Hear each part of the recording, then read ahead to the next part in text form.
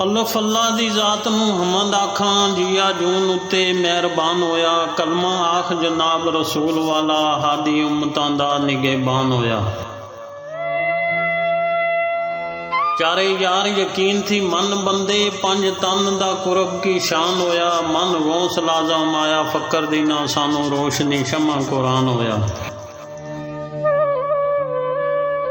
बे बहुत अजीम करीम अल्लाह इत्थे होर में रब दा नाम सुनिया। हिंदू कहण भगवान परमात्मा जी माला हथ पोथी राम राम सुनिया। मुसलमान कुरान मजीद पढ़दे कलमा नबी दा जिक्र मदान सुनिया। आशिक फकर दी नाम होया कुफर अंदर इश्क विच नी मजहब इस्लाम सुनिया।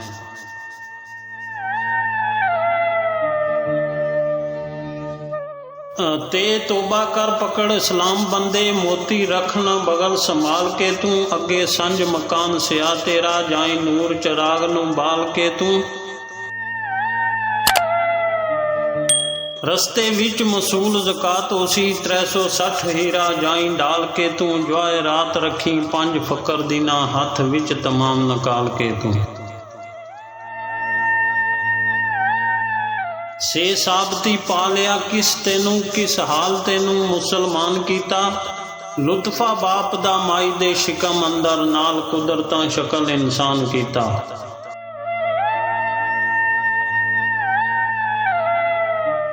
नौ माह गुजरे पैदा लोथ कीती नाल परवशां पाल जवान कीता। नियामत उस दी खाम दा फकर दीना नहीं रब दी तरफ ध्यान कीता।